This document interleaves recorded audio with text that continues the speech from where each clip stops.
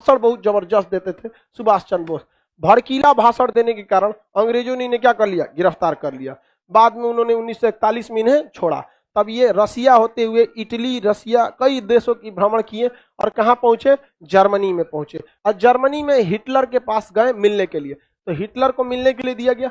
Hitler के office में कौन पहुंचे, सुभाष चंद्र बोस।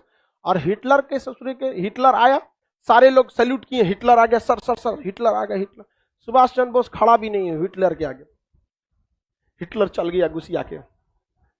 बाद में पता चला नकली हिटलर था, उसका फेस वैसे ही मिलता था।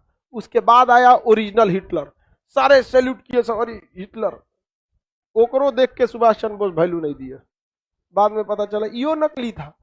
जितना आया सब उसके खुद के बॉडीगार्ड कंफ्यूज हो जाते थे सब, लेकिन सुभाष चंद्र बोस नहीं।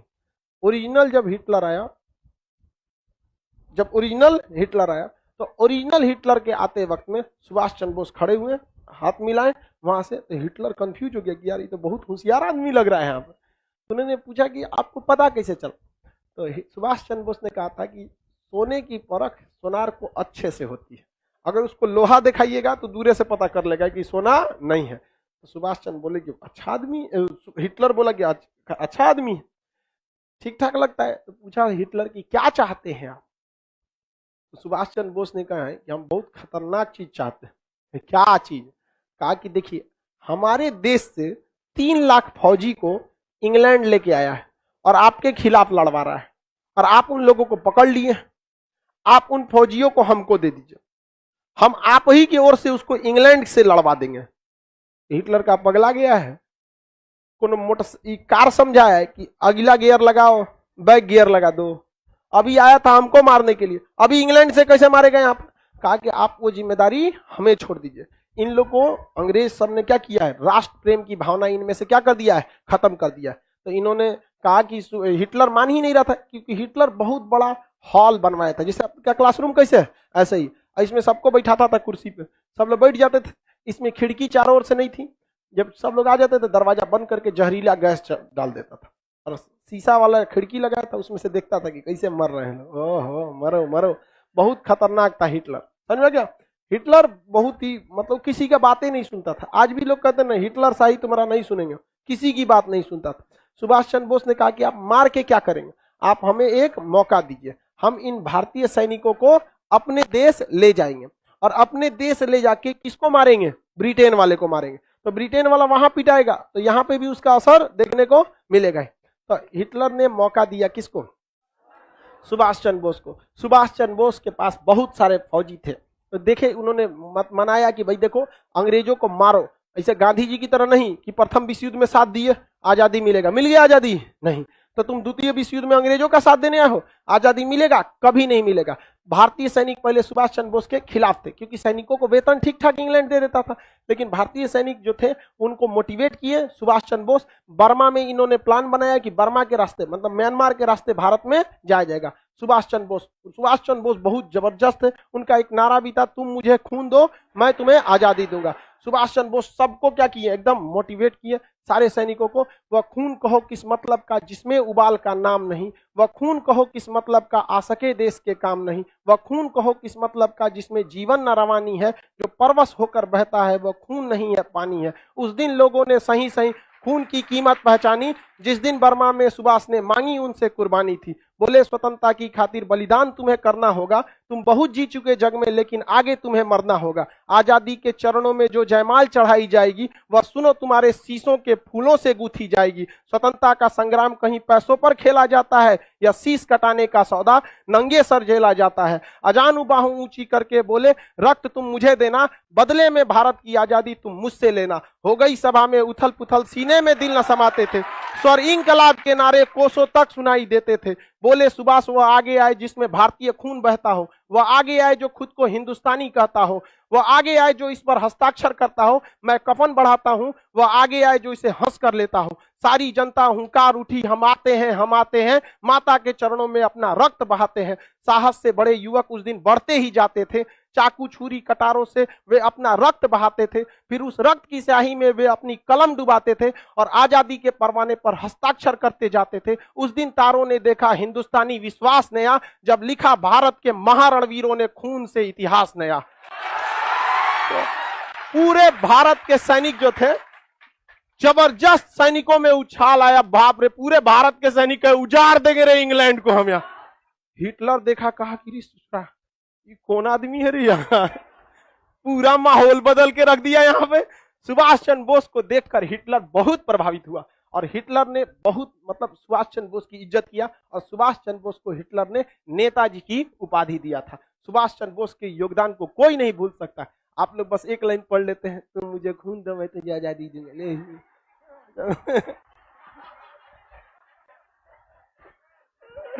समझ आ गया कि नहीं आ गया?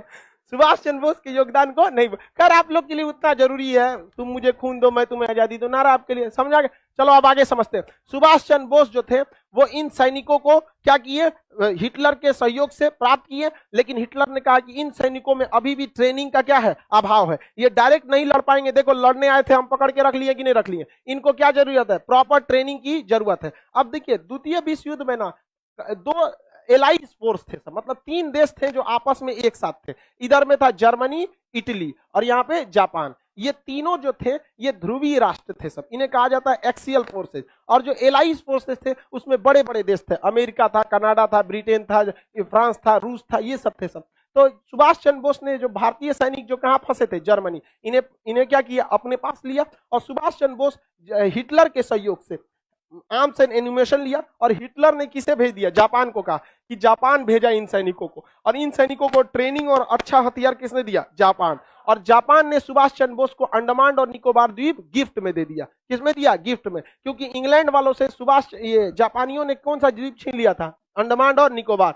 तो यहां पर सुभाष चंद्र बोस ने अंडमान और निकोबार द्वीप का नाम क्या रख दिया, शहीद एवं स्वराज, शहीद एवं स्वराज नाम रख दिया। और यहां पर सुभाष चंद्र बोस को मिला, सिंगापुर में सुभाष चंद्र बोस ने आजाद हिंद सरकार बना लिया। क्या बना लिया, आजाद हिंद सरकार। कहा कि देश गुलाम नहीं है, हमारी सरकार है, अभी हम सिंगापुर से शासन कर रहे हैं, धीरे धीरे धीरे धीरे दिल्ली पहुंचेंगे। और सुभाष चंद्र बोस ने सिंगापुर से ही ऑल इंडिया रेडियो पर बोला था, मुझे इस लड़ाई में राष्ट्रपिता महात्मा गांधी की आशीर्वाद की जरूरत है।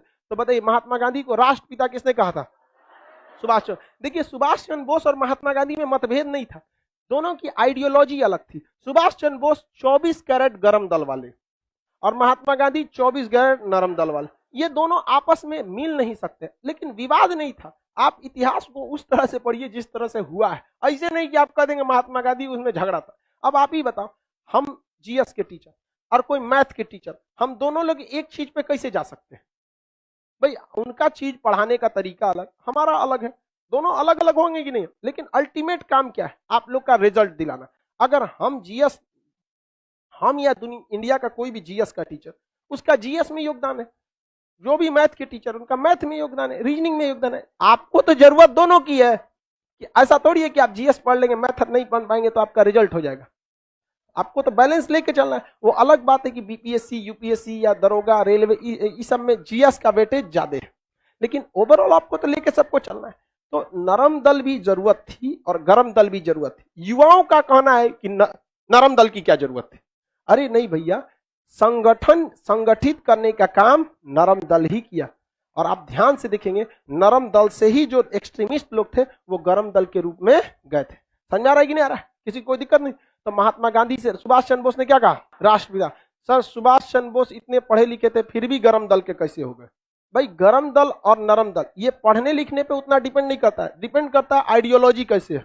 हम नरम दल के हैं, सोचो हम आज भी कहते हैं कि हम मतलब पढ़ाते हैं बस, बट टीचर बनने का हमारा 1% भी सपना नहीं, 1% भी नहीं। पढ़ाते हैं वो अलग बात है। शुरुआत में हम पढ़ाना चालू किए थे फ्रस्ट्रेशन दूर करने के लिए, क्योंकि हमको आर्मी में इस चीज से छांटा था जो कभी सही नहीं हो सकता था। नंबर कम था, छाट देते, अगली बार और मेहनत करके आते। मेरिट में हाथ बहुत टेढ़ा है ससुरा, दिखता है यहाँ पे ऐसे हो गया। यहाँ पर फ्रस्ट्रेशन में कभी मम्मी को बोल देते थे, आपको ध्यान नहीं रखना चाहिए, बचपन में तेल ओल सही से मालिश किया जाता है। बहुत ज्यादा फ्रस्ट्रेट थे, तो हम पढ़ाना चालू किए थे फ्रस्ट्रेशन, अकेले टेंशन में रहते थे, सोचते थे जो हमारा जिंदगी खत्म हो गई। एक को तो सपने देखे थे, फौज में जाना है, ऐसा ही कैसे होगा, आर्मी में कुछ नहीं सुनता है। तो हम फ्रस्ट्रेशन की वजह से पढ़ाना चालू किए थे, यही में पढ़ाते रह गए। आप समझ में आया कि नहीं? तो ऐसा नहीं है कि भाई जो पढ़ा लिखा है वो गरम दल का नहीं हो सकता है, नरम दल का ही रहेगा। अमूमन देखिएगा गांव वगैरह के लोग, ग्रामीण क्षेत्र के लोग गरम दल वाले होते हैं, मार ससुरा के, निकाल लाठी यहाँ, मार दे यहाँ पे तुरंत मारो यहाँ पे। तो शहरी क्षेत्र के लोग थोड़ा सा नरम दल, ग्रामीण क्षेत्र के लोग थोड़ा गरम दल, बट पटना शहरी क्षेत्र है, हमको लगता है यहाँ सब गरम दल का। अजीब टाइप का मेंटेलिटी हो गया यहाँ पर। जाम में फंसे थे भिकना पहाड़ी पे, एक लड़का पैदल जा रहा था, एक स्कूटी वाला को हल्का सा लग गया, ज्यादा जोर से नहीं लगा, जाम में कितना लगेगा, तो कह रहा है भाई पैरवा पे चढ़ा दिया, नहीं दिख रहा है, तो उठ के कह रहा है एक झापड़ दे दिया। बड़ा खराब लगा हमको, वो केवल इसीलिए एक झापड़ उसको दे दिया क्योंकि वो देख रहा था कि पैदल है, क्या कर लेगा मेरा। मेंटेलिटी सोचिए, अगर सामने वाला कुछ नहीं कर सकता है तो हम कुछ कर देंगे। तनी हमरा से बोले स्कूटी या ओकरा सहित गड़िया में रख लेते हैं, यहाँ कोल्ड स्टोर है, ये अगले सीजन में छोड़ते ना। मतलब देखिए मेंटेलिटी देखिए लोगों की, उसके अंदर गुस्सा पावर कुछ नहीं है, वो देख रहा है कि हमारा जिससे झगड़ा है वो कुछ नहीं कर सकता। और वही विधायक जी रहते तो बांध के लेके चल जाते हैं, चुनाव में होकर बांट देते एक से एक रहता है। चलो अब आगे समझते हैं। तो बताइए सुभाष चंद्र बोस ने आजाद हिंद सरकार की स्थापना कहां कर दिया? सिंगापुर में। और यहीं से सैनिकों को कहा था कि अब हमें यहां नहीं रुकना है, कहां चलना है? दिल्ली चलो। दिल्ली चलो का नारा, तुम मुझे खून दो मैं तुम्हें आजादी दूं। सुभाष चंद्र बोस। नेताजी की उपाधि किसने दिया इन्हें? Adolf Hitler. Adolf Hitler, Hitler का पूरा नाम एडोल्फ हिटलर था। हिटलर का पूरा नाम क्या था? Adolf Hitler.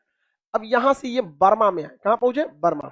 बर्मा में यहां पर उन्होंने हेड ऑफिस बनाया था, बर्मा, अभी का नाम म्यांमार है। वहां पर यहां पर आजाद हिंद फौज से उनकी क्या हो गई? मुलाकात। क्योंकि सुभाष चंद्र बोस के पास जो सेना थी तो वो वेल ट्रेंड थी, जर्मनी में भी ट्रेनिंग मिला, जापान में भी मिला, आधुनिक हथियार मिला और एक योग्य कमांडर मिला। आपका कमांडर तगड़ा रहना चाहिए, युद्ध आप ऐसे ही जीत जाएंगे। अगर कमांडर डरपोक मिल गया, युद्ध कभी नहीं जीत पाएंगे। वहां पर चाइना और भारत के बीच जो गलवान घाटी हो रही है, तो भारत अभी भी वहां अपना पंजाब रेजिमेंट का 11 कोर को तैनात किया हुआ है। अभी भी 1.5 साल हो गया, अभी भी वहां हमारे ही कमांडर वही है। और चाइना ने अपने कमांडर को 7 बार बदल चुका, 7 बार बदल चुका, सोच सकते हैं। इसलिए हम गर्व है हमें हिंदुस्तानी सेना पे, आज भी वो डटे हुए। बिहार रेजिमेंट वाला मारा था सब ये तो और मन बड़ होता है, दौड़ा दिया वहां पर। इनके कमांडर कहते रह गए, अरे एग्रीमेंट है हम लोग का 1996 हम हथियार नहीं चला सकते। बिहारी बोला था कौन मार गोली चला रहा है, लाठिए बहुत होलो है। एक ट्रेनिंग तो हम लोग को बचपने से है मार लाठी मार दी। बताइए जिस देश का कमांडर बदला जाएगा उस देश का सेना का मनोबल गिरेगा कि नहीं गिरेगा?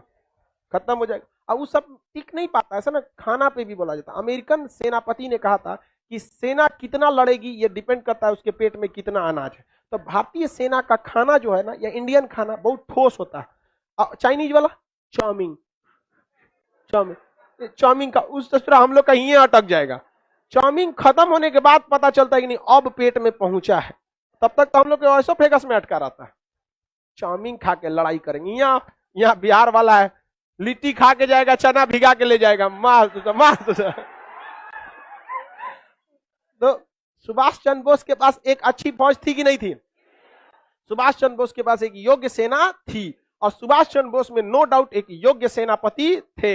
हालांकि वो खामखा में आईएएस की नौकरी में गए थे, उनको भी सेना में जाना चाहिए था, लेकिन वो भी सेना में नहीं जा पाए। कोई बात नहीं, लेकिन सेना में सर्व करने का मौका मिला कि नहीं? कहीं सचुरा मार हो जाए तो हमरो घुस जाते हो, बाहर में जो हाथ टेढ़ टाड़े, कोई दिक्कत नहीं। अब तो दीजिएगा ना निपटा, हमरा देता तो हम कब के तिब्बत में घुस जाते तो बाहर में जो है। तो सुभाष चंद्र बोस के सामने एक समस्या यहाँ आई कि बर्मा में पहले से भारत के सैनिक थे सब। उस समय एक फौज थी जिसका नाम था आजाद हिंद फौज। आजाद हिंद फौज, देखिए आजाद हिंद सरकार ने गठित किए थे सुभाष चंद्र बोस। आजाद हिंद फौज कैप्टन मोहन सिंह, एक कैप्टन थे, कैप्टन मोहन सिंह। कैप्टन मोहन सिंह ने आइडिया दिया कि क्यों ना हम भारतीयों के लिए एक फौज बनाएं। तो ये किसने आइडिया दिया? कैप्टन मोहन सिंह। और ये जिम्मेदारी दी गई रास बिहारी बोस को। किसे दी गई?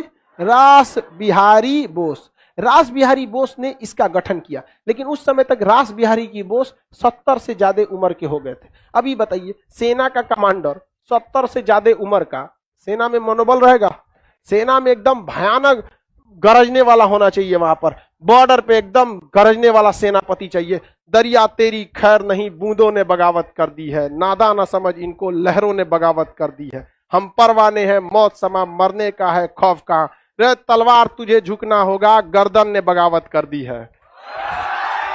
खतरनाक होना चाहिए एकदम सेनापति, मार करा दे सजुआ, जो मरलो रहे दोनों हथियार उठा लेके मारे सजुआ यहाँ पर। एकदम सेनापति का मतलब क्या होना चाहिए, एकदम खूंखार चंडाल, एकदम तनिको मोह माया नहीं, लाश पे बैठ के ससुरा खाना खा ले और करे जेब चेक करे कुछ बचल है क्या एकरा में। ऐसा सेनापति एकदम क्रूर होना चाहिए, काट डाले वहां पर। रास बिहारी बोस बहुत ही योग्य व्यक्ति थे, रास बिहारी बोस, लेकिन उम्र का तकाजा होता है, हर इंसान का उम्र ढलने के बाद नहीं हो पाता है। 70 साल की उम्र के बाद क्या करें, हम इतना पढ़ा रहे 50 साल, 4-5 साल बाद हम इतना ना पढ़ा पाएंगे, कितना बचले होगा हम लोग में तो बुढ़ापा में इंसान नहीं हो पाता। तो सेना ने कहा कि अब हमें यह कमांड किसको दे देना चाहिए, सुभाष चंद्र बोस को। तो बताइए सेना का कमांड, आजाद हिंद फौज के कमांड किसने संभाल लिया, सुभाष चंद्र बोस। इन्होंने संभाला था 1942 में। कब संभाला था, 1942। क्या 1942 में आजाद हिंद फौज बनी थी, नहीं, बहुत पहले बन गई थी, छीटपुट थी इधर उधर यहाँ पर। अब इन्होंने क्या किया, आजाद हिंद फौज बनाया और इन्होंने कई ब्रिगेड बनाया, लक्ष्मी ब्रिगेड बना दिया, महिलाओं का क्या बना दिया, Lakshmi brigade, Subhash brigade, Gandhi brigade, Nehru brigade, पूरा सेना का गठन बना दिया, भयानक। और सेना का एकदम जबरदस्त इनके पास क्या था, हथियार था, जापानियों से सहयोग मिला था, हिटलर से सहयोग मिला था, और ये अब म्यांमार के रास्ते कहां बढ़ने लगे, भारत की ओर। और जापान से एक उम्मीद थी, लेकिन 6 अगस्त 1945 को अमेरिका जापान पे बम पटक दिया, दूसरा 9 अगस्त को फिर पटक दिया। अब जापान ने हाथ खड़ा कर दिया, हम क्या कर सकते हैं। सुभाष चंद्र बोस की मृत्यु के बाद सेना का मनोबल ही गिर गया और सेना के ऊपर भारी पड़ गए कौन, अंग्रेज। क्योंकि अंग्रेज को अब टेंशन नहीं, उधर जापान मारा गया, इधर जर्मनी मारे गए, एगो बचा था इटली, इटली का था डोमिटो मुसोलिनी, ये महालोल था ससुरा, ये तो मां, इसकी जनता ने इसको पकड़ के तमाचा तमाचा मार दिया, इसी के देश की जनता ने मुसोलिनी को इसी के देश में तमाचा तमाचा मार के मारी। उसका बेचारा का सब उखड़ गया था, इतना मार मारे थे सब, चौराहा पे फांसी दे दिया। महाबैल था मुसोलिनी। मुसोलिनी का कहना था जो पुरुष युद्ध नहीं लड़ा वो बाज महिला के समान है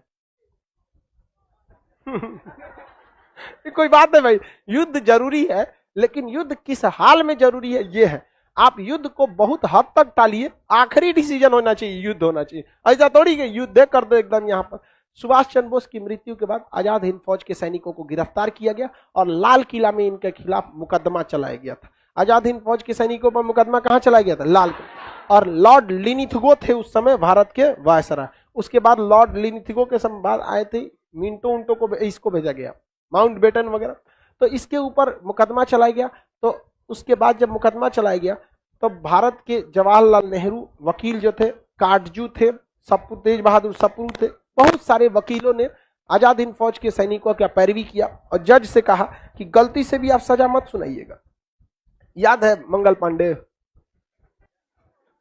हाँ, एगो को सुनाए थे मंगल पांडे को, बाकी 1857 का क्रांति किया था ना। अभी माहौल सही नहीं है जज साहब, आप इनकी सजा को माफ कर दीजिए वरना फिर बवाल कर देगा सभी सैनिक सब। तो जज ने कहा माफ करने की शक्ति हमारे पास नहीं है, राष्ट्रपति को होती है। उस समय राष्ट्रपति के पद पर वायसराय हुआ करता था, तो वायसराय ने इनकी सजा को क्या कर दिया, माफ कर दिया। अगर द्वितीय विश्व युद्ध नहीं होता तो हम लोग 1947 में आजाद नहीं होते, ये वास्तविकता है। द्वितीय विश्व युद्ध नहीं होता तो हम 47 में तो आजाद नहीं होते, 55 में होते, 51 में होते, लेकिन 47 में तो किसी कीमत पे आजाद नहीं हो पाते। क्योंकि देखिए ना, ऐसा कौन सी घटना लगा जिसने अंग्रेजों को ज्यादा नुकसान पहुंचाया, द्वितीय विश्व। बाकी भारत छोड़ो आंदोलन केवल इसीलिए हुआ था कि अंग्रेज द्वितीय विश्व युद्ध में बिजी थे। रियलिटी देखिए, टाइमिंग नहीं देख रहे हैं। क्रिप्स प्रस्ताव आया, भाई बहुत मजबूरी है, गांधी जी उसको कमरा में ले गए, बहुत जरूरी है क्या फौज की, ताकि गांधी जी आप ही बचा सकते हैं। प्रथम विश्व युद्ध में आप ही सैनिकों को भेजे थे, हम लोग आपको सार्जेंट बोले थे, बहुत जरूरत है, दिक्कत हो गया है। गांधी जी का यही तो हम जानना चाहते थे, जाओ हम भेजेंगे। गया बेचारा क्रिप्स हुआ, भारत छोड़ो आंदोलन, कहा कि बहुत कमीना आदमी है तो द्वितीय विश्व युद्ध नहीं होता तो हम लोग को आजादी इतना जल्दी नहीं मिलता। बाकी देखिए, भगत सिंह 1930 में ही इन्हें फांसी, 31 में फांसी दे दी गई। चंद्रशेखर आजाद, राम प्रसाद बिस्मिल, अशफाक उल्लाह खां, ये लोग 30 के दशक तक ही इन लोग को क्या कर दिए थे, अंग्रेज फांसी देके, गोली मार के, कैसे भी क्या कर दिए थे, खत्म कर चुके। 30 के बाद कोई बहुत बड़ा क्रांतिकारी आंदोलन ही नहीं मिलेगा। सुभाष चंद्र बोस का मिलेगा। और सुभाष चंद्र बोस को भी देखिए क्या हुआ, द्वितीय विश्व युद्ध में जर्मनी जापान मरा है और पूरा खत्म हो गया है। क्योंकि हम लोग के पास अपना क्या था, ना फैक्ट्री थी, ना हथियार था, ना कुछ सैलरी उलरी कहां से दीजिएगा यहाँ पर। तो बहुत द्वितीय विश्व युद्ध हुआ भी तो एक तरह से हम लोग के लिए क्या था, अच्छा ही था। सोचा द्वितीय विश्व युद्ध हुआ पहले, और अगर द्वितीय विश्व युद्ध में जर्मनी जीत जाता तो हम 1942 में आजाद हो गए रहते। जर्मनी ने गलती न कर दिया, उसने रूस पर आक्रमण कर दिया। ये सोचना देखता है कितना बड़ है, कहां आक्रमण कर दिया, रूस पर। रूस ने सबसे ज्यादा लोग को गंवाए हैं प्रथम विश्व युद्ध में भी और द्वितीय विश्व युद्ध में। इतना लोग मरे हैं कि रूस में कहीं पे भी देखेंगे तो सड़क पर 40% आपको लड़के मिलेंगे, 60% वहां क्या मिलेंगे, लड़कियां मिलेंगी। जिसके दो रीजन है, एक तो प्रथम और द्वितीय विश्व युद्ध में मरा गए सब, दूसरा का रीजन वहां पे शराब बहुत ज्यादा, वहां पे लोग क्या पीते हैं, शराब। ठंड प्रदेशों में शराब जो होता है एकोमोडाइजेशन में क्या करता है, मदद करता है। दूसरा वेस्टर्न कल्चर में शराब सिगरेट जुआ ये सब क्या है, नॉर्मल। हमारे यहाँ क्या है, शराब थोड़ा सा गलत माना जाता है। उतनी मनी होली में चल गया, अदरवाइज होली में ना थोड़ा सा आदमी एडजस्ट कर चले यार होली में, समझा कि अदरवाइज में आप शराब पीजिएगा तो भारतीय समाज में लोग आपको अच्छे नजर से नहीं देखते। होली में बस सब कॉम्प्रोमाइज हो जाता है। और वो ससुरा सब ऐसा पी लेता है कि उलटल कहीं रहता है। अरे भाई थोड़ा लिमिट में रहना रे ससुरा, तोरे चक्कर में त्योहारों बदनाम हो जाएगा। लेकिन ना ससुरा हम चौपट हैं तो सबको चौपट करेंगे। तो ये रूस बहुत ज्यादा इसमें लॉस रहा था। तो आपको सुभाष चंद्र बोस का समझ में आ गया। अब आगे हम लोग कल करेंगे।